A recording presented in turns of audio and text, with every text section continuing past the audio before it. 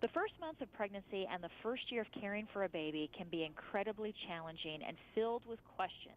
Here to answer some of the most common questions is nationally recognized nutritionist and author Victoria Shanta Ritelny. Victoria is a mother of a 5- and 6-year-old kids, and she is also the owner of the nutrition consulting practice Living Well Communications. She is also the author of the book The Essential Guide to Healthy Healing Foods. Hi, Victoria. Hi. Nice to talk to you today. Thanks for having me. Yeah, so we want to talk about giving our babies the best start possible. Really, what is the role of a healthy diet in having a healthy baby?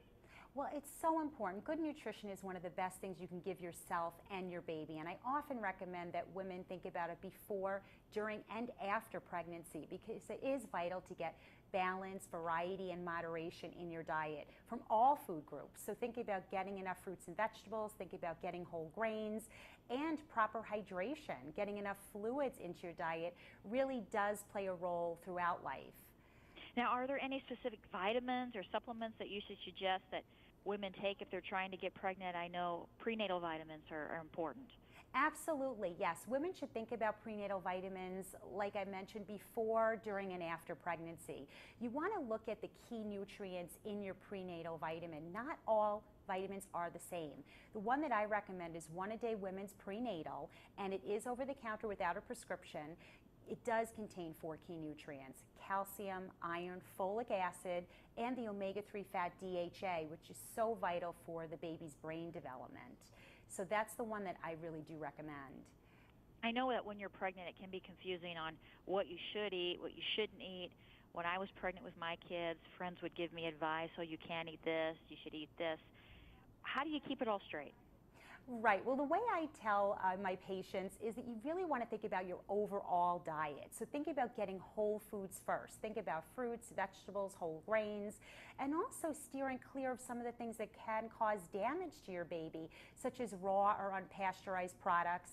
Think about the types of fish you're taking in as well, because some fish are higher in mercury than others.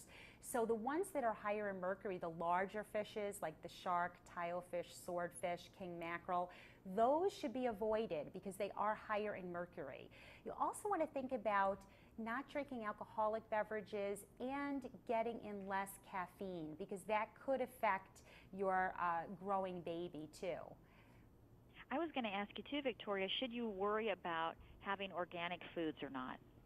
Well, organic is important only because you want to think about what type of pesticides you're putting in your body.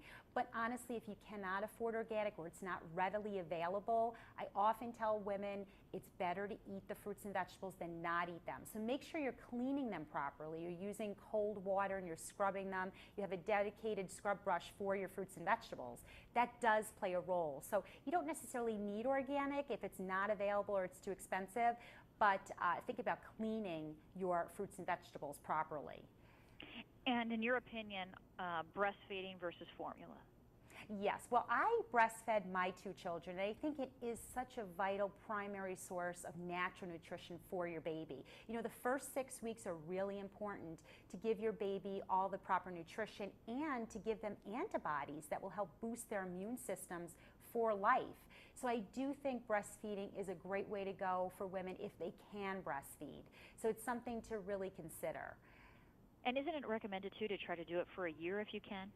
If you can, the first year of life is important to breastfeed if you're able to do it. But the first 6 weeks are real vital for getting those vital nutrients in. So if you're someone that doesn't have a big milk supply or you can't breastfeed for some reason for that long of a period, definitely try to get the first 6 weeks in. But the first year is something that I would love to see women do.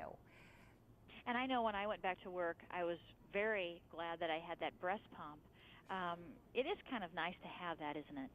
Absolutely, yeah. I used one. I think it's such a great way to be able to breastfeed pump in private and breastfeed your baby in public, because there can be issues with trying to, breastfeed in public. So a pump does actually keep your milk supply up, because the more you're expressing your milk, the more you're going to have, and you can store your breast milk, in the freezer, and it is good for a long period of time, at least 6 months in the freezer, and you can actually use it with more convenience. So I do recommend a breast pump.